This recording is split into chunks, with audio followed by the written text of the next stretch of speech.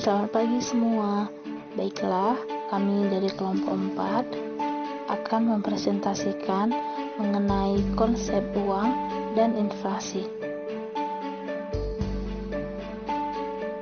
Pengertian uang menurut para ahli yang pertama adalah menurut Robertson. Dalam bukunya yang berjudul Money, menyatakan uang adalah sesuatu yang umum yang bisa diterima dalam pembayaran barang-barang. Yang kedua menurut R.S. Sayer. Dalam bukunya Modern Banking menyatakan uang adalah segala sesuatu yang umum diterima sebagai pembayaran utang. Yang ketiga adalah menurut A.C. Pigou. Dalam bukunya The Value of Money menyatakan bahwa uang adalah segala sesuatu yang umum dipergunakan sebagai alat tukar. Yang keempat menurut Rollin G. Thomas. Dalam bukunya yang berjudul Our Banking and Monetary System mendefinisikan uang adalah segala sesuatu yang setiap sedia dan pada umumnya diterima dalam pembayaran pembelian barang-barang dan jasa untuk pembayaran hutang. Yang kelima adalah menurut Rimsky K. Judiziano.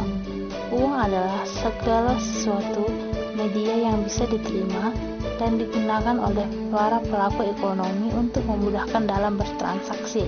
Dan yang terakhir adalah menurut Walker, uang adalah semua hal yang dapat dilakukan oleh uang itu. Dengan kata lain, uang adalah uang karena fungsinya sebagai uang. Fungsinya sebagai uang bukan karena fungsi-fungsi lainnya. Fungsi uang dibedakan menjadi dua, yaitu yang pertama fungsi asli, yang kedua fungsi turunan. Fungsi asli, uang melekat pada fungsi yang mengacu pada tujuan awal diciptakannya uang. Contohnya, membeli barang dan jasa, satuan hitung, dan penyimpanan nilai. Yang kedua adalah fungsi turunan. Selain berfungsi sebagai fungsi asli, uang juga berfungsi sebagai fungsi turunan. Contohnya, sebagai alat pembayaran yang sah, sebagai alat pembayaran utang, sebagai alat penimbun kekayaan, dan lain sebagainya.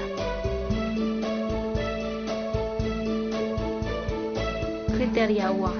Berikut ada beberapa kriteria uang. Yang pertama adalah adanya jaminan. Setiap uang yang dibuat dan diterbitkan dijamin oleh pemerintah dari setiap negara tertentu. Dengan adanya jaminan yang diberikan pemerintah kepada orang yang memiliki uang, maka semakin meningkatnya kepercayaan seseorang untuk berbagi kebutuhan, mendapatkan kepercayaan dari khalayak umum ataupun masyarakat luas. Yang kedua, disukai umum. Ini merupakan salah satu kriteria uang, agar dapat diterima penggunanya sebagai alat tukar, penimbun kekayaan, atau sebagai standar pencicilan uang. Yang ketiga adalah nilai yang stabil. Nilai uang yang stabil akan menambahkan kegairahan masyarakat untuk menggunakan uang, serta uang yang fluktuasinya sekecil mungkin. Namun, apabila nilai uang sering terjadi ketidakstabilan, ini akan membuat masyarakat sulit untuk dipercaya oleh penggunanya. Yang keempat adalah mudah disimpan. Uang harus mudah disimpan sekalipun di tempat yang kecil, namun dalam jumlah yang besar. Artinya, uang harus bersifat fleksibel agar bisa masuk kemana-mana. Yang kelima adalah mudah dibawa. Yang namanya uang haruslah mudah dibawa kemanapun dan kapan saja. Orang yang memiliki, dengan kata lain, berpindahnya uang dari satu tangan ke tangan yang lain. Selanjutnya adalah tidak mudah rusak. Uang yang digunakan jika terbuat dari kertas. Nah, itu kertas terbuat dari kertas khusus yang apabila tercuci di dalam cucian, maka uang tersebut tidak akan hancur, dan apabila kalau masuk ke air tidak mudah luntur. Mengingat frekuensi perpindahan atau perputaran uang dari satu tangan ke tangan yang lainnya demikian besar. Yang ketujuh adalah mudah dibagi. Dalam satuan unit tertentu, uang mudah dibagi dengan berbagai nominal yang ada guna kelancaran transaksi, dari nominal terkecil sampai nominal yang terbesar. Begitu juga nominal yang terdapat dalam uang, juga nominal yang bulat angkanya, sehingga dari situlah uang mudah dibagi. Dan yang terakhir adalah supply harus elastis. Hal ini bertujuan agar perdagangan atau pengusaha kecil menjadi lancar. Jumlah uang yang beredar haruslah mencukupi. Banyaknya uang yang masyarakat cukup disesuaikan dengan kondisi usaha atau kondisi perekonomian suatu daerah. Selanjutnya, kita akan membahas jenis-jenis uang. Jenis-jenis uang dibedakan berdasarkan bahan pembuatannya. Yang pertama adalah uang logam. Uang logam adalah uang yang terbuat dari logam, yang kita kenal biasanya terbuat dari emas ataupun perak. Yang kedua adalah uang kertas. Uang kertas adalah uang yang terbuat dari kertas dan dihiasi dengan gambar atau cap tertentu yang melekat pada uang tersebut. Dan ini termasuk alat pembayaran yang sah, yang biasanya kita gunakan dalam kehidupan kita sehari-hari untuk memenuhi keperluan masyarakat. Yang kedua adalah berdasarkan nilainya, yaitu uang penuh atau full-bodied money. Yang dimaksud dengan uang penuh adalah apabila nilai uang dan nominalnya sama dengan nilai bahan yang digunakan dalam pembuatan uang tersebut. Yang kedua adalah uang tanda atau token money. Uang tanda adalah nilai yang tercantum di atas mata uang yang lebih tinggi nilai bahannya daripada nilai nominal mata uang itu. Yang ketiga, berdasarkan lembaga dan badan pembuatannya. Yang pertama adalah uang kartal. Uang kartal adalah uang yang diberikan tanda atau cap dari pemerintah sehingga uang ini yang dikatakan uang yang sah untuk dilakukan dalam transaksi ekonomi dan dapat diterima oleh umum. Yang kedua adalah uang giral. Uang giral adalah uang yang dalam bentuk simpanan atau deposito pada bank dan dapat diambil dalam bentuk cek, giro, atau surat perintah lainnya yang dibuat oleh bank umum atau bank komersial. Yang keempat adalah berdasarkan kawasannya. Ada uang domestik dan uang internasional. Uang domestik adalah uang yang hanya berlaku pada satu negara tertentu. Di luar negara lain mungkin saja dapat berlaku atau bisa jadi tidak berlaku. Yang kedua adalah uang internasional. Uang internasional adalah uang yang berlaku tidak hanya di suatu negara tertentu, tetapi uang tersebut juga dapat digunakan di negara lain, misalnya uang dolar, pound sterling, yen, euro, dan lain-lainnya.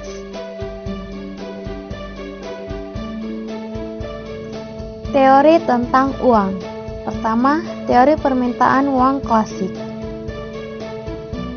adalah M kali V sama dengan P kali T atau MV sama dengan PT, di mana M sama dengan jumlah uang yang beredar, V sama dengan velositas uang, P sama dengan tingkat harga, dan T sama dengan jumlah unit transaksi. Kedua, teori permintaan uang Keynes. Dalam teori ini terdapat 3 motivasi orang yang memegang uang, yaitu untuk menjalankan kegiatan ekonomi atau transaksi, atau transaction motive, dalam kehidupan sehari-hari. 2. Untuk berjaga-jaga ke depan atau reactionary. Dan ketiga, memperoleh keuntungan, atau speculation motive.